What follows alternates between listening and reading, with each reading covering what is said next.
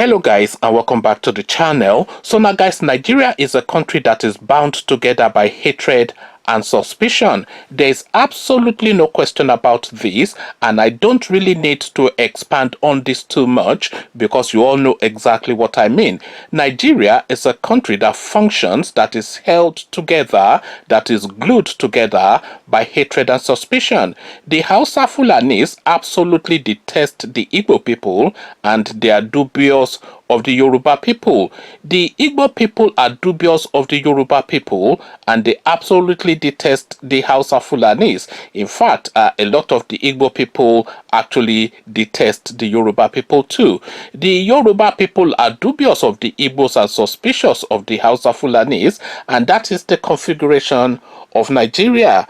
Guys, I bring you this. Hashtag #EndSARS. Northern elders disown Ango Abdullahi over statement against the Igbos. So a Hausa Fulani man are speaking ill of the Igbo people. Nothing new there. This is something that has been happening since the 60s, even before the Civil War.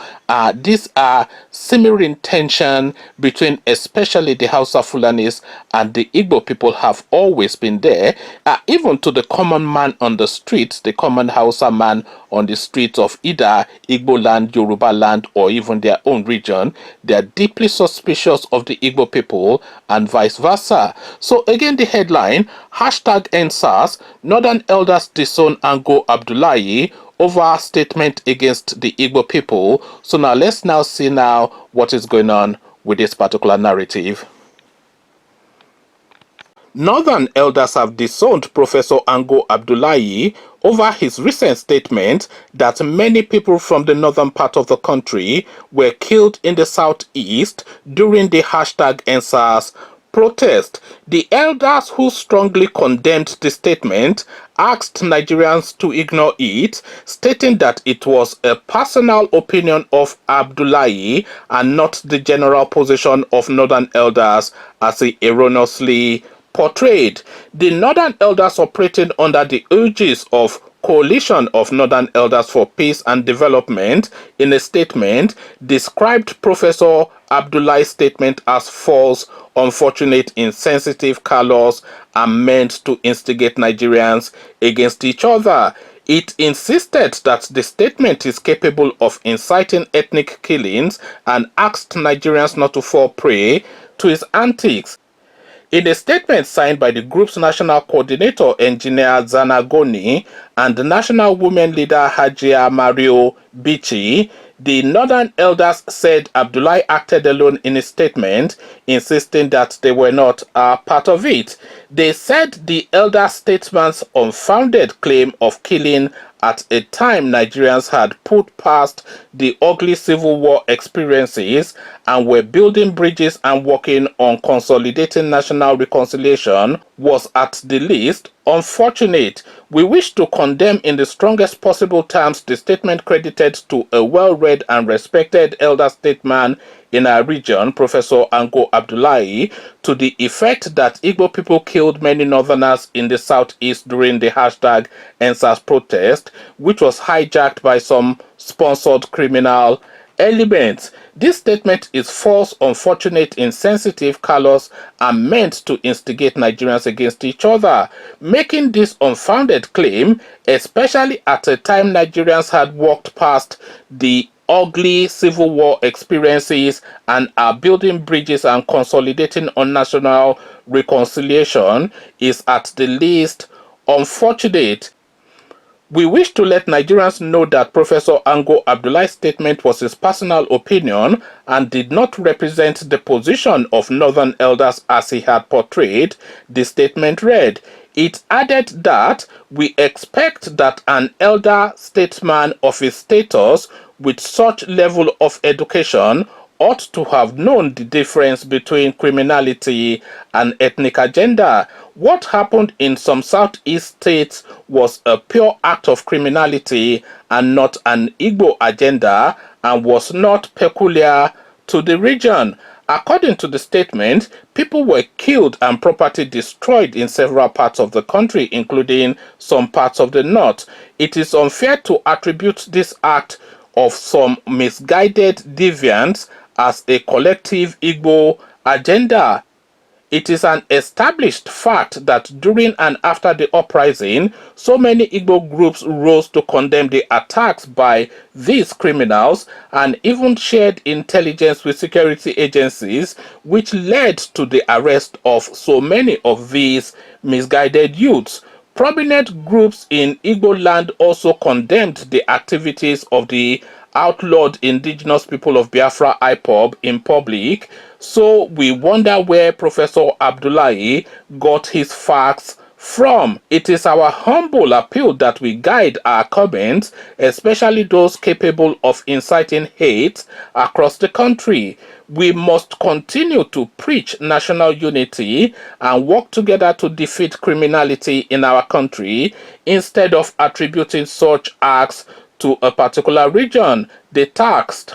We therefore call our northern and southern brothers to ignore this statement in its entirety. So Ango Abdullahi, of course, a virulous troublemaker, and what he has now done in this instance is really is quite capable of inciting ethnic clashes in the country. There's absolutely no question about that, because what he is doing by this statement is sending a dog whistle to the northern youths to go after the Igbo people. And you know that it doesn't take much. You remember my preamble in the start, the hatred that is already seething within these people for the Igbo people. So it doesn't take much to trigger them to launch at the Igbo people. And the Igbo people, of course, they are plentiful in the north as they are everywhere else, because the Igbos are known as travelers and tradespeople. So the Igbos are plentiful in the north, and the history is replete with instances that the northerners will suddenly flip and attack an Igbo community and sack completely ravage it, especially within their region. So now, in this now moment of high tension within the community, within the Committee of Nigeria, this guy now, a prominent leading name from his own region, is now pointedly pointing in the direction of the Igbo people as being instigators of agitations against the people of northern extraction. So what is his intention by making this statement is the question.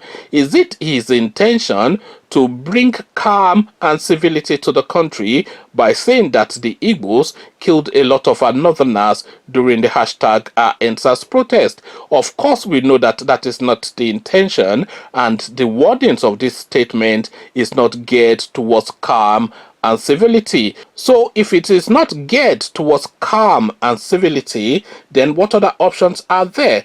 The clear signal that this guy is saying is to say to the northern youths that, look, these Igbo people have killed a lot of people, a lot of our people in their region. So what are you going to do about it? And of course, the only thing that the northern youths can do about it are things that have repeated copiously in the history of the country all the way through. You know, these people, they are very instinctual and they're very primal in their ways, and it doesn't take that much to trigger them, and this is of course set to trigger the northerners. So now, if we are saying inciting against the country, if they are saying Ashowore calling for a protest, a march for good governance in Nigeria is inciting against the country, then how then is this statement by this chap now deemed, and why has it not been picked up by the DSS? He has not, of course, been picked up by the DSS because this is exactly the signal of the Fulani government of Nigeria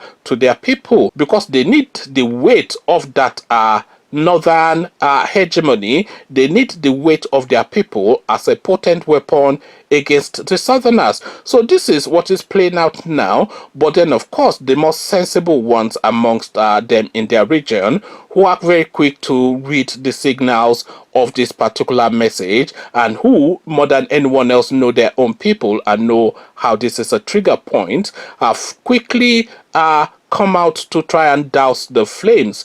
that this guy is trying to ignite. So the hatred and the suspicion that is the thing in Nigeria is something that will last eternally. And this is really another narrative for restructuring. So if we had a restructured rather country, and we had subnationals within a superstructure, then this need would not be there anymore, because everybody will busy themselves with developing their region and contain their region in the way that they feel that their region best evolves. And this now idea now of asking your people to launch against other people, especially in their own region, will be a thing of memory, because it will be that much more difficult. If they had state police in all the states, and the Southwest, for instance, had their own security structure, then they are better ready, they are better served